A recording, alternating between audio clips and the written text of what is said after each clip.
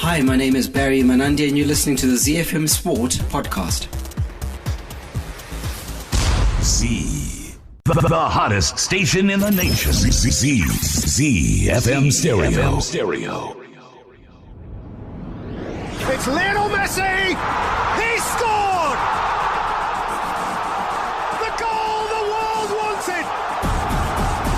It's time for the biggest sports stories. It's Neymar trying to feed it through. It's a stretch and it's in! And I can't remember the last time I saw something like this. Extraordinary scenes! The biggest interviews. It's more difficult.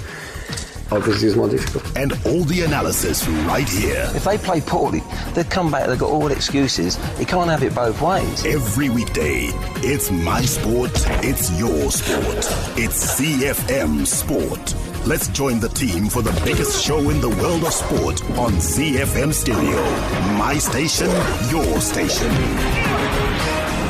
It is ZFM Sport on the Thursday evening. We call it Throwback Thursday here on ZFM Sport and indeed on ZFM Stereo all day long. We've been throwing back with some tunes from yesteryear. Here on ZFM Sport, we won't do anything differently. We will throw back, and all week long we've been looking at the music from the late, great Tuku, Oliver Mutukudzi, and his collaborations. We'll do that certainly when we get to our play of the day, which comes up at the end of the show today, because this is a shortened version, and we always have a feature, a special on a Thursday evening, and tonight is especially special because we got the two Marks in the studio, Mark Harrison and Mark Mathe of Harare City Football Club. And as we build up to the big kickoff that happens at the end of March in the Castle Lager Premier Soccer League, we'll be bringing all the people that matter, the voices that matter in the top tier of domestic football. And today we have the two Marks. We'll be talking to them all throughout the show. So send through your messages if you want to on our WhatsApp platform,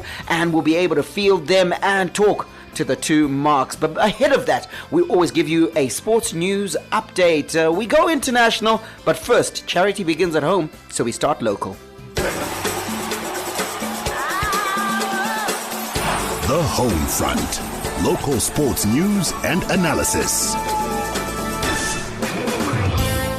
All right, we start with swimming news. At least 110 swimmers are expected to compete in the Matabeleland Amateur Swimming Board Junior Championships to be held at Petra Primary School in Bulawayo on Sunday. The championships will also be used to select swimmers to represent the province at the National Junior Championships to be held at Petra Primary School on the weekend on the 16th and 17th of March. Bokani Dube, the MASB chairperson, said they expect stiff competition at the weekend meet, with swimmers that participated in the Zimbabwe National Swimming Championships expected to set the stage alight. In rugby news, the battle for the 2019 Harare Rugby League Under-21 Championships is set to continue on Saturday, with defending champions XP Horns and Old Georgians hoping to maintain their good start to the season. The two posted dominant wins in the opening round of the competition last week. Old Georgians were the biggest winners of the opening round after a crushing 118-0 defeat of Yada to top Group B, while the Group A XP Horns were equally dominant after posting a 97-0 win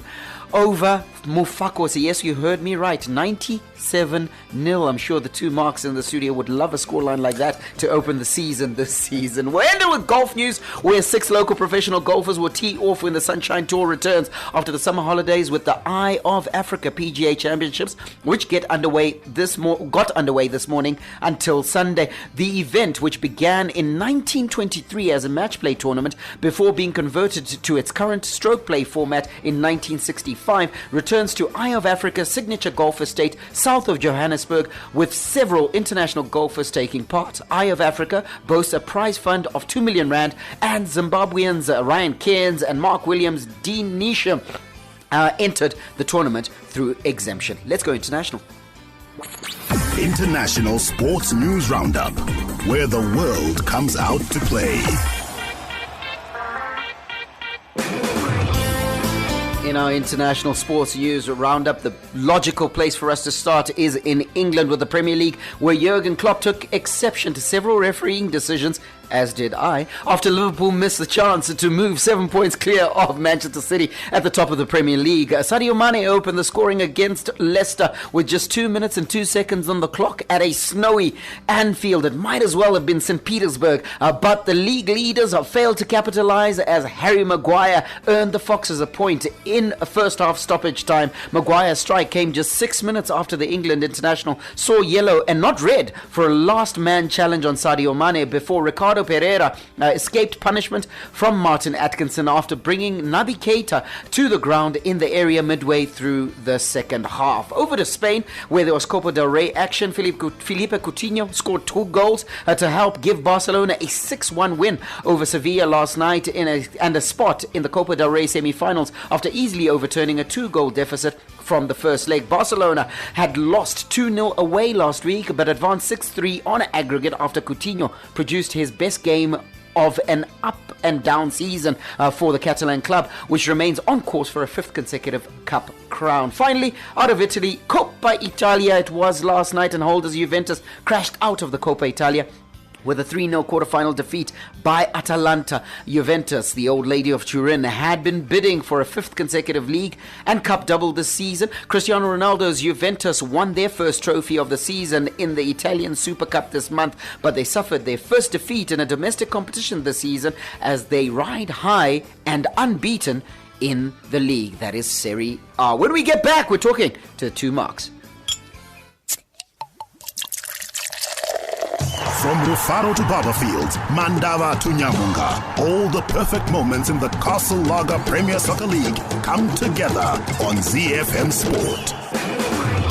Well, the top tier of domestic football kicks off at the end of March, and teams are now in full swing in terms of their pre-season preparations. But pre-season preparations also includes signing of new players, and former Dynamo's captain Marshall Machazane and Captain United left linkman Milton Ngube have been snapped up by Harare City in preparation for the upcoming 2019 season. Also set to put on the blue and yellow jersey is Ngezi Platinum midfielder Walter Mukanga, who was late last year reported to have expressed his displeasure at the ouster of then Ngezi coach Tunderai Stanza Ndiraya. Promising defender Collins Mujuru also makes part of the new signings listed. That is what is presently obtaining at Harare City, but we can hear it from the horse's mouth because, as I said earlier, we've got the 2 Marks, Mark Harrison and Mark Mathe. Mark Harrison, of course, head coach at Harare City Football Club, and Mark Mathe is assistant at the club, are here, and they've been doing the signings, they've been doing the business, they've been doing the preparation. Good evening, gentlemen. Welcome to ZFM Sport. Good evening. Good to be here.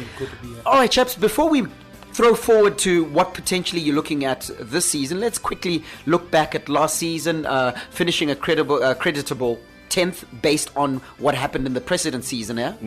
9th, apologies, 9th, in the depending, and also throwing back to what happened the season before, where the club ended in relegation. I think it was a credible result in terms of the league, and then also getting into the final of the Chibuku Super Cup. Mark Harrison, head coach, give us your assessment of last season. Yeah, look, I think you got it right. You know, after being relegated the season before, it was obviously a massive disappointment to the club. And the fact is, we were gearing up to play in the First Division, and only 2 weeks, I think, or 3 weeks before kick-off did we get the reprieve. Then all of a sudden your focus changes. Right. But massively, you know, Yeah, absolutely. But you know, to be fair, Mark and myself, we've got a philosophy which we stick by. Whether we've been in the First Division or the Premier League, we'll still play the same way. Right. And I think it's obviously, back in the Premier League, the way we do play football, it suited us better, you know. And you know, I think we did well. And you know, I think at the end, if you ask us at the end, we'd be disappointed with 9th because of how we went through the season. I mean, we only lost, I think, 5-6 games. Yeah. There's only Platinum who lost less than us. Right. And drawing 18 games was our biggest problem. I mean, we didn't finish the job off properly. Right.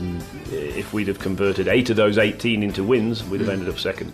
So that tells you a story in its own. It does indeed. And Mark Mathe, based on last season, obviously there were learnings, and you both subscribe to the philosophy that there are no failures, there are only lessons that you can draw from it. Those lessons learnt, we assume that the signings and the preparations you're doing now are to correct those ills of last season and make sure that this season you go one better. Yeah, true. It's true. Our Achilles heel was we played well. We dominated, created a lot of chances, but the conversion ratio, like Mr. Marcus alluded, was terrible. We should have scored a lot of goals. And if you look at the draws, we're saying 18 fine. Right. And then if you look at the statistic of those 18, 4, we agreed, me and Mark, that 4 of those games we could have lost them. Right. But the other 14, had we put away the chances that we created, we could have won. I watched a few games at Harare Stadium, and I must attest to one of them was a draw, the other one you had a victory, and you battered your opposition. Controlled the football. True. Did everything but score. Yes. Have you got yourself a credible striker now? Look, I think I've done interviews in the last few months and get the same question really because of our goal scoring record last season. Right. And you could put it down to individuals or you put it down collectively. And I think it's collectively. Right. The chances we missed weren't. You can't just point the finger at your main striker or strikers. I mean, the way we play, our fullbacks, getting on high, our wide players coming inside and playing inside. I mean, you could point the finger at half a dozen, if not 8 or 9 players who've been responsible for missing chances. Right. So, I think it's, a little bit of confidence at times, a little bit more work we've got to do on the training field to get the players in the right frame and focus to score goals, to continue to keep creating those opportunities is the main thing. I mean, there's an old saying, you go back as a coach, if you don't create, you've got a major problem. If you're creating chances, that's okay. Yeah. Because eventually they'll go fixed, in. But if you're not creating, then you've got a serious problem. But we are creating, and we created pretty much every game we played in, and we just got to try and convert that now. Yeah, great cup run. You've cemented your position as the Cup Kings, albeit you didn't win it in the end. It was won by your opposition in the Cup final triangle. But certainly the Cup Kings of Zimbabwean football. And you look at the players that you had, the playing staff that you had last season, quality all over the football field, and yet you're still strengthening. What's the rationale? Yeah, you look. A team can always improve. It will never be a stalemate or stagnant, so to speak. And you also look at the dynamics. It's also good that there will be competition. You bringing in a good central midfielder like Walter Mkanga. You bring in Tatenda Tavenga from Harare City. Right. It's competition to learn Momuyambo, to Moses Mchenji. You look at the likes of the young Denzel. You've got a reputable left back like Milton, because we thrive more on the wings. On the width, yeah. He's an ex-national team player, and he's got quite a lot of experience that he'll bring in. So it's good. We still want to keep improving, and we expect to play even better than we did 2018. Yeah. You mentioned central midfield there, Mark, and in central midfield was a man who's been a colossus for several years, and that is your club captain Tendai Samanja. Yeah. What's his status? What's going on there? Look, Tendai is now stepped down. He's now involved in the coaching side. Okay. He's just gone through his CAF C license. Great. So he'll be going on to his B license very soon. He will be involved in the juniors with the Cubs and the under 18s. And like I said to him, he said, I can probably play another 12 months or so, and not denying it, but there's sometimes you have to reflect and say, well, where do I want to go with my career? Right. And a club like Harare City, where we're trying to build a club, a philosophy, an identity. We want to develop youth, bring it through the club structures. We want to get loyal ex-players. Don't throw them away at the end of their career. Keep them in the system. I mean, I'm 96 now. I mean, I can't really coach for much longer. I thought you were 102, actually. Mark's 98. But we want we laugh and we joke. We talk about Liverpool, Manchester United, I talk about Manchester United only because of the Ferguson philosophy. Sure. And what he had down at that football club for 27, 28 years, it was phenomenal. And that's what we want to start out to build now.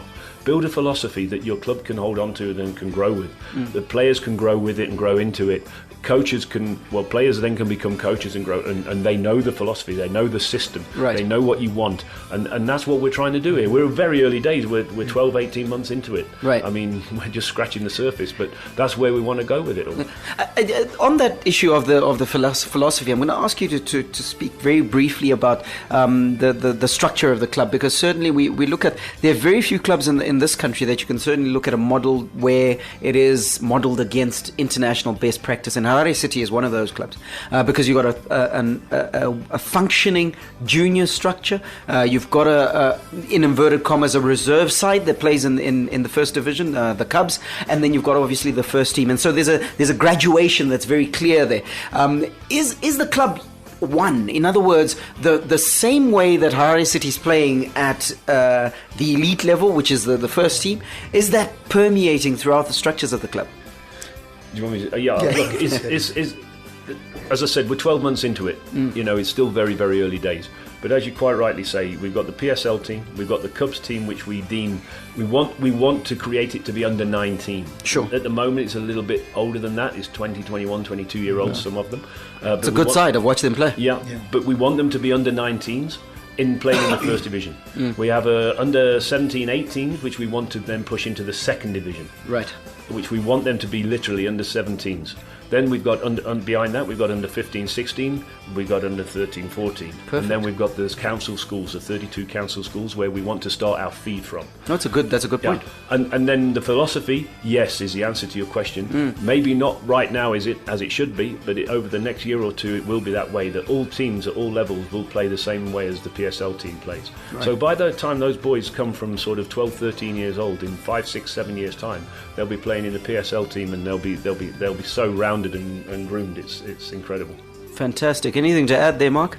Yeah, it's a way to go. It shouldn't be alien for a boy to graduate from the under-19 team to the main team. Shouldn't be alien that we're playing a 1-4-3-3 or how we build up. Right. It should be just in his system. Right. It becomes easier. And it certainly is, and I think for any football fan out there, get into one of those Division 1 games and have a look at those Cubs. They certainly are something to behold. It's not necessarily about, and what I noticed as well is that it's not necessarily about the result. Yeah. It's about getting the system right, getting the game right, because the couple of games that I watched, one ended as a draw, the other one the Cubs lost, but you can see that there's a footballing philosophy, there's a project that is underway, a structure and a way to play that the coaches seem to be instilling in those boys.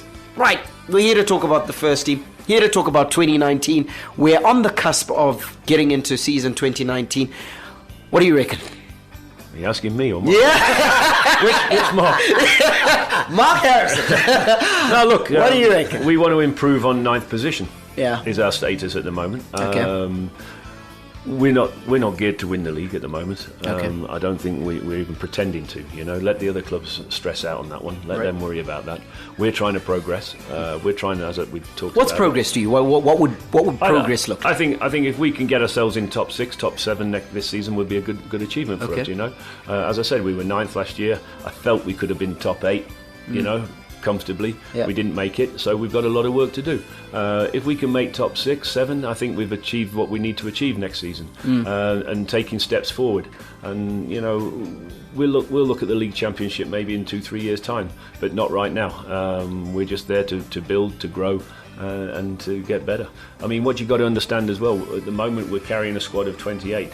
And 14 of that 28 is 21 years and younger. So it's a very, very young squad.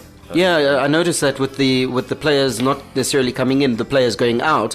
Protasho Kabwe released, Pritchard Mpelele released, Bright Chayambuka. Those are all experienced heads, and it seems like there's almost a transition taking place at the club where that average age is going to come down, which can only bode well for this coming season. I think we played at Highlanders, Mark, towards the end of last season. The average age of the team of the starting 11 was 22 years old, which is unprecedented. At the top level of football in any country across the world, to play a game with an average age of 22 is pretty much unprecedented. Right. I mean, you've got to take your guys at Liverpool. I think their average age is 24 and a half, 25. And that's probably one of the youngest squads in the Premier League in England, which is a big thing. And you've got to say well done to Liverpool for that. But that's what we do. And well done to Harare City for the direction you are certainly taking. But you've also taken a bit of experience, Mark Mathe. I look at the signing of Marshall Machazani. That's not only signing a good central defender, but it's signing a leader as well. And I can sort of assume what you're trying to do there. Am I right? That you're trying to get leadership in the team, get the experienced heads to blend with the youth, and have a club that can compete. You're 100% right, Barry, because that was one of our problems in the games that we played last season. As coaches, we can only say so much in the dressing room and the touchline. But you play in a stadium. There's a lot of people. You can't get the message across. You need leaders that will communicate with the players. These guys are attacking at high tempo. Let's slow down the game. How do they stand? Let's be compact. Let's push harder. You talk of like the likes of my team, Henderson. You know what I'm trying to say? Something like that. Thanks for throwing that in. So him being an experienced defender, Milton, Marshall, even Walter, we know they can do that and to help us because it was lacking. Absolutely, and these are guys who have competed for the championship. So no doubt, possibly, I hear you, Mark, that you're saying that you feel you're not set up to win the championship, but I certainly feel that possibly you're just removing pressure from your players and playing mind games with your competition. Because in truth, I know the both of you are competitors. The both of you have got a side that is comparable to any. The other day we were looking at the signings made at the other city, which is at Chicken and they've signed quite a few good players as well. So you've got a roster that can compete. You've got a competitive bench. Chances are that this team will be able to compete, if not in this season, certainly in the seasons to come. And it seems like you're walking the journey towards that, isn't it? I think you're right, the seasons to come. Just removing the pressure. Absolutely, very sharp. I understand there's a young man from ACE's Youth Academy, that's Collins Mujuru. Tell me about him. Well, he's a good young lad. He plays as a central defender. Also can play in the left back. Worked with him in the youth team in the COSAFA under-20s in 2017. Yeah, he's a good young central defender. He's one for the future. We didn't get a chance to congratulate you as well on your silver medal at the COSAFA under-17 championship. So congratulations! You certainly did a great job with Big and Lovu. Yeah. While you're on that, Barry, the other thing that we're happy about, with regard to the silver medal, it's not just a silver medal. There are about 4 to 6 players that can still be eligible to go back and play. Oh, fantastic! In the 2019 COSAFA. So there's continuity. So that's good. It's good, you see, for us. I understand. You know what? I don't want to lead you into a difficult place, but it must be a bit of a struggle in the sense that we don't have regular sort of age group football taking place. I can see what's happening at Harare City. You've got the Cubs playing in the first division. You've got a team that you want to put in the second division. But that's because you want those youngsters to get regular game time, and it can't be ideal for you to coach the national team at age group level and then not have a league which you can go and watch. So kudos to you for even getting that.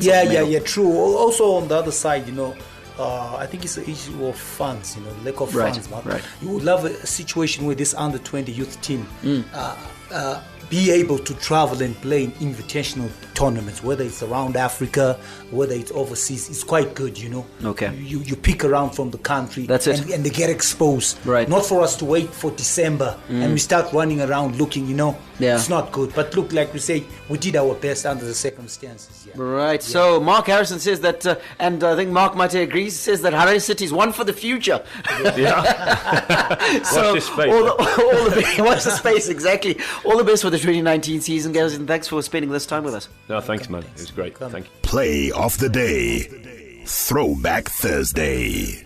All week long, we've been looking at the collaborations by the late, great Oliver Mutukudzi, our national hero, indeed our national treasure. And today, we probably go to the most famous one of them all, Into Yami. It's with Ringo Madlingozi. It's from 2006 and is a love song that became a hit in South Africa and Zimbabwe. And it is sung in Xhosa and Shona and is one of the most successful collaborations between artists from the two countries, that is Zimbabwe and South Africa. We will miss Oliver Tuku Mutukudzi, but we'll always celebrate him. May God richly bless you. That's my story, and I'm sticking to it. Manandi, out.